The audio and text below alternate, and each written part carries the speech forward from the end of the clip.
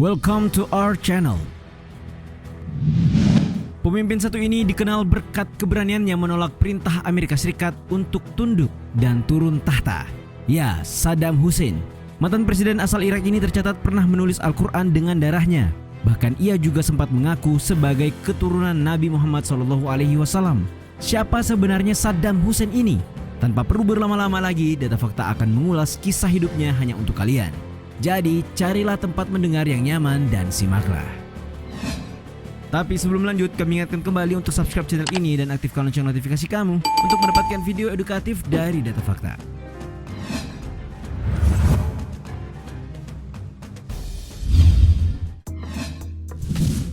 Anak yang tak diharapkan. Saddam Hussein Abdul Al-Majid Al-Tikriti atau dikenal sebagai Saddam Hussein lahir pada 28 April 1937 di desa Al-Awja, bagian Irak Utara. Ayahnya Hussein Abdul Al-Majid meninggal saat Saddam masih dalam kandungan. Tidak berselang lama, kakaknya yang baru berusia 12 tahun juga meninggal dunia. Ibunya bernama Soba menjadi depresi melihat kematian anak dan suaminya.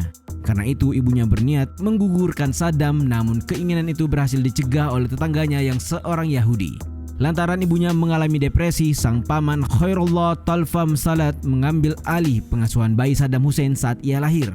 3 tahun kemudian ia dikembalikan ke keluarganya. Saat itu ibunya telah menikah lagi dengan Ibrahim Al-Hasan. Mirisnya, ayah tirinya itu selalu memperlakukannya dengan kasar. Saat usianya menginjak 10 tahun, Saddam sampai harus melarikan diri dari keluarganya dan kembali tinggal di Baghdad bersama pamannya yang ia anggap sebagai ayahnya sendiri.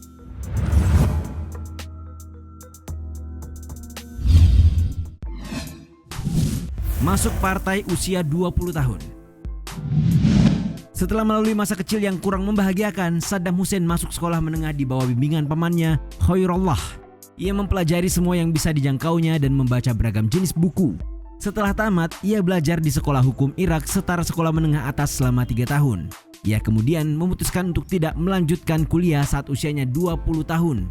Ia memilih bergabung dengan Partai Ba'ath yang terkenal sangat revolusioner pada tahun 1957. Alasan ia memilih bergabung dengan Partai Ba'ath karena partai itu merupakan partai yang sangat didukung oleh pamannya. Berdasarkan mozaiktirto.id, dari pamannya lah ia memperoleh cerita-cerita soal heroisme dan kepahlawanan.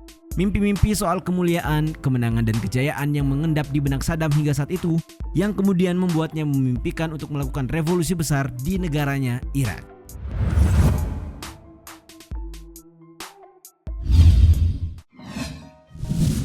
Dipenjara dan melarikan diri. Tahukah kalian, semula nama Saddam tidaklah dikenal oleh khalayak ramai. Namun sejak tahun 1959, saat ia terlibat dalam rencana kasus pembunuhan Perdana Menteri Irak Abdul Karim Qasim, ia malah tertembak dan membuatnya harus melarikan diri menuju Suriah.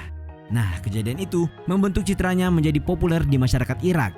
Dari pelariannya di Suriah, ia menuju ke Mesir dan melanjutkan studinya di Universitas Kairo tahun 1962 sampai 1963. Kemudian melanjutkan kuliah magister hukumnya di Universitas Baghdad, dan pada saat itu partainya Ba'ath berhasil mengkudeta kekuasaan Qasim di bulan Februari 1963. Ya, tapi itu tidak berlangsung lama. Setelah Abdul Salam Arif ditunjuk menjadi presiden Irak, partai Ba'ath terpecah menjadi 2 kubu karena konflik internal. Kubu Abdul Salam Arif pada November 1963 malah melancarkan serangan mendadak dengan membubarkan dan menangkap para pengurus partai Ba'ath yang bertentangan dengannya. Ya, pada peristiwa penangkapan itu, Saddam juga turut ditangkap dan dipenjara sejak Oktober 1964. Tetapi belum genap menjalani hukuman 2 tahun penjara, Saddam berhasil melarikan diri pada tahun 1966.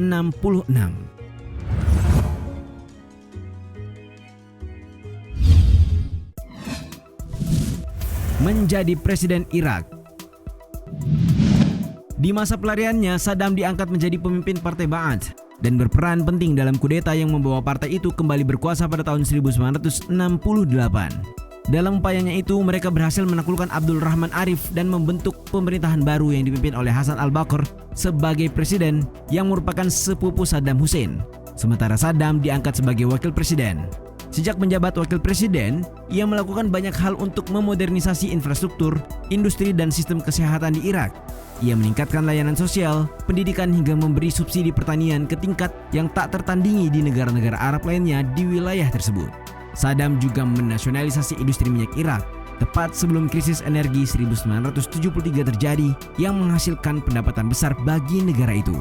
Ketika pengaruhnya semakin menguat di negara itu, ia mulai mendesak sepupunya Al-Bakr yang semakin menua untuk segera memundurkan diri. Al-Bakr resmi memundurkan diri pada 16 Juli 1979 dan memberikan jabatan kepala negara kepada Saddam setelah ia gagal untuk menyatukan Irak dan Suriah karena ditentang oleh sebagian besar pengikut Saddam.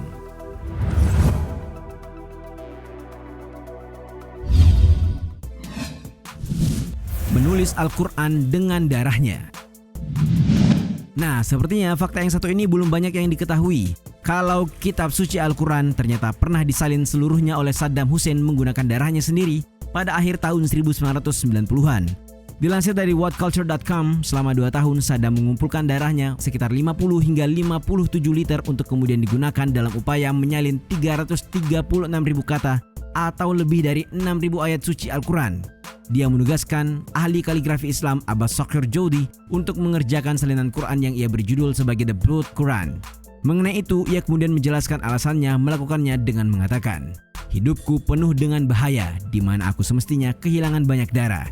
Tetapi karena aku hanya mengeluarkan sedikit darahku, aku pun meminta seseorang untuk menuliskan firman Tuhan dengan darahku sebagai ucapan rasa syukur." Menurut laporan Tempo.co diketahui bahwa Al-Quran itu saat ini berada di ruangan yang memiliki 3 pintu di sebuah masjid Al-Baghdad.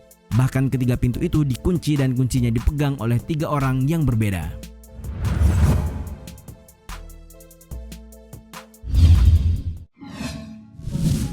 Melenyapkan kaum Syiah dan Kurdi.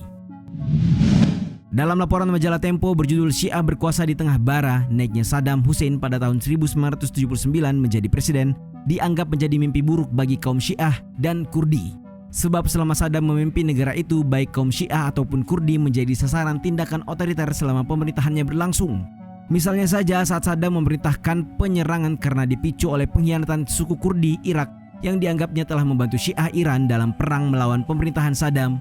Peristiwa itu kelak dikenal sebagai Operasi Anfal tahun 1986. Ia dan pemerintahannya melakukan serangan gas ke sebuah desa Kurdi selama Operasi Anfal berlangsung.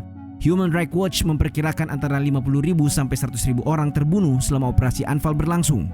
Sementara pejabat Kurdi menyebut Saddam membunuh tak kurang dari 180.000 kaum Kurdi secara keseluruhan dengan sekitar 1,5 juta orang lebih dideportasi.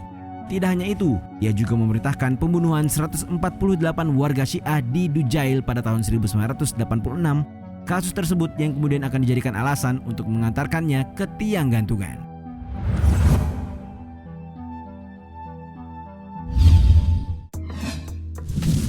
Dihukum gantung. Peristiwa berdarah yang dilakukan Saddam kepada warganya membuat pihak Amerika Serikat turun tangan dalam upaya menggulingkan pemerintahan Saddam. Awalnya ia disuruh untuk menanggalkan jabatannya, tetapi menolak mentah-mentah dan membuat Amerika Serikat melakukan invasi ke negaranya. Ia diburu selama 8 bulan dan ditemukan bersembunyi di rumah pertanian dekat Tikrit pada Desember 2003. Ia ditahan dan diserahkan kepada pihak berwenang Irak agar segera diadili. Pengadilan Irak menuntutnya atas dugaan pembunuhan kaum Syiah dan Kurdi di masa kepemimpinannya. Saat persidangannya di bulan Juni 2006, Saddam sampai harus dirawat di rumah sakit setelah melakukan mogok makan yang sempat membuatnya sakit parah. Namun setelah diberi makan melalui selang di rumah sakit, dia kembali pulih dan melanjutkan persidangannya. Pada 5 November 2006, ia secara resmi dijatuhi hukuman mati. Akhir tahun 2006, pada 30 Desember, Saddam menutup usianya dengan tali yang menjerat lehernya dan mengakhiri hidupnya di usia 69 tahun. Bahkan Iraqi TV yang secara eksklusif menayangkan video detik-detik kematian Presiden Irak kelima ini. Itulah tadi sepak terjang Saddam Hussein, Presiden Irak pertama yang dijatuhi hukuman gantung karena menumpas warga Irak Syiah selama masa kepemimpinannya. Bagaimana menurutmu?